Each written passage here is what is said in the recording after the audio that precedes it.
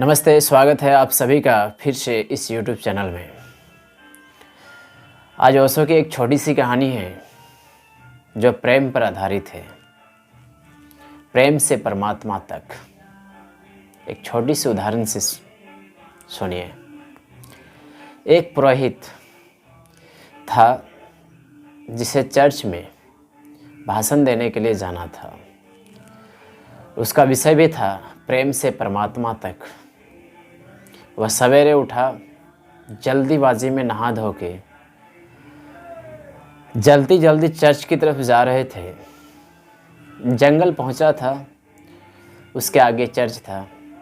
तो पहुंचे, थोड़ा सा चला ही था कि एक गहरी खाई में खून से लथपथ एक इंसान चिल्ला रहा था, करा रहा था कि मुझे बचाओ। उसके सीने में चाकू लगा हुआ था और खून बह रहा था। जब पुरोहित वहाँ से होकर गुजरने वाला था तो देखकर रुक गया। फिर बोला कि आज मुझे वहाँ प्रवचन देना है और बहुत देर हो रहा है, मुझे जल्दी जाना चाहिए। क्या करूँ? इसे छोड़ के चले जाऊँ कि इसे देख लूँ? लेकिन पुरोहित के पास आज समय बहुत कम था। उसे जाना था चर्च, प्रेम का प्रवचन देना था।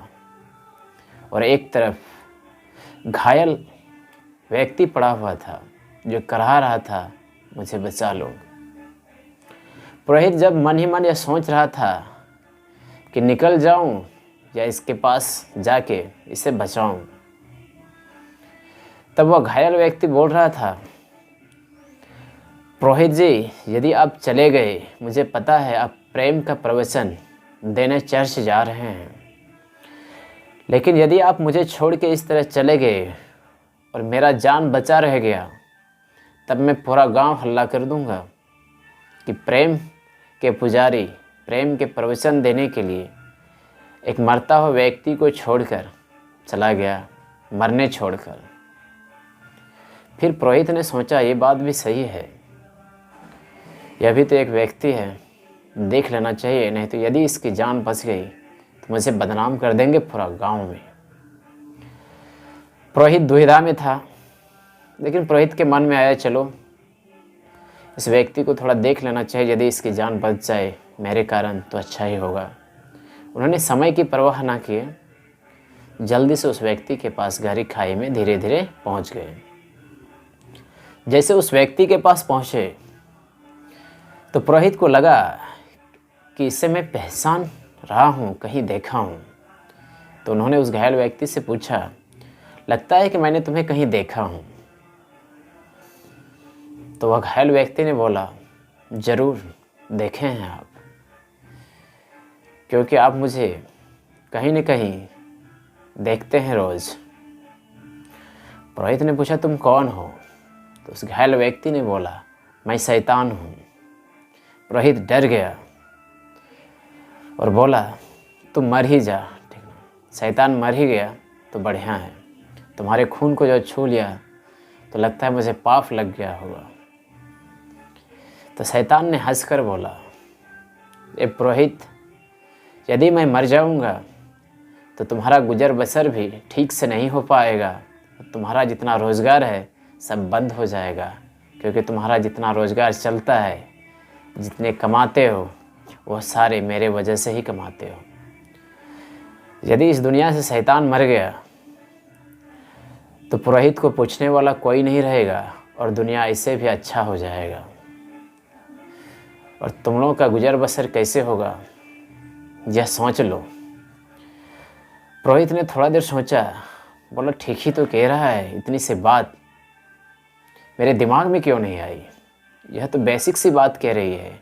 यदि शैतान नहीं रहा तो हम लोग को पूछने वाला कोई नहीं होगा और हम लोग का गुजर बसर सही में नहीं होगा, क्योंकि जितने भी पांडे हैं, पुरोहित हैं, इस सब की गुजर बसर शैतान के चलते ही होता है, क्योंकि उसी को मानकर शैतान से दिए हुए दुख इंसान जब झेल नहीं पाता है, तभी पुरोहित को, पांडे को बुलाता है ताकि शैतान को शांत कर दिया जाए और ज़िंदगी अच्छे से चले बने। पुरोहित की दिमाग घुमा और उन्होंने बोला मैं तुम्हें ज़रूर बचाऊंगा, तुम्हें मरने नहीं दूंगा, क्योंकि तुम सही कह रहे हो कि तुम्हारे बिना मेरा गुजर बसर भी नामुमकिन है, कहाँ से कमाएंगे हम लोग। फिर उन्होंने उस पुरोहित को संतावना दिया कि तुम तब तक जिंदा रहो जब तक मैं तुम्हें हॉस्पिटल ना पहुंचा दूं, फिर तुम्हारा इलाज होगा, तुम ठीक हो जाओगे। फिर पुरोहित ने जल्दीबाजी में उसे आश्वासन दिया और उसे उठाकर अस्पताल तक ले गया और वह भगवान से मनाता रहा कि यह मरे नहीं, यह जिंदा रहे, नहीं तो हम लोगों का गुजर बसर कैसे होगा। तो पुरोहित, पांडे जितने भी हैं, ये प्रेम के प्रवक्ता, धर्म के प्रवक्ता, ये सारे किसी न किसी वजह से जुड़े हुए हैं, और वजह ना हो तो फिर इसको पूछेंगे कौन। यह कहानी ओशो की एक छोटी सी कहानी है, लेकिन ओशो का कहने का मतलब यह नहीं है। सिर्फ ओशो का कहने का मतलब है जहाँ सेक्स, प्रेम का प्रतिबंध होता है, वहाँ वह और भी अधिक हो जाता है, और भी अधिक आकर्षित होने लगता है। इसलिए मन को निरोध ना करके उसे अच्छी से जान लेना चाहिए, ताकि उसके प्रति जो आकर्षण है वह मिट सके और समाधि तक पहुंच सके, परमात्मा तक पहुंच सके। क्योंकि बाहर की जितनी भी प्रक्रिया हैं, इस सब से यदि आकर्षण खत्म हो जाए तो मनुष्य अपने भीतर परमात्मा की खोज में जा सकता है।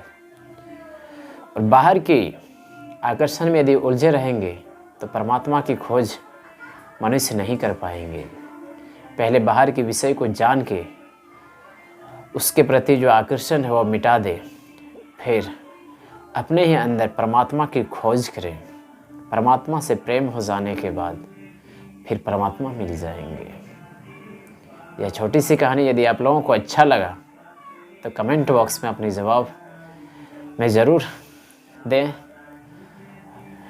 और इसी तरह की कहानी सुनने के लिए इस YouTube चैनल को सब्सक्राइब कर ऑल का नोटिफिकेशन पर क्लिक करें, ताकि ऐसी कहानी आप लोगों को सबसे पहले मिलते रहे और हमें भी प्रोत्साहन मिले और हम ऐसी कहानी आप लोगों के सामने प्रस्तुत करते रहें।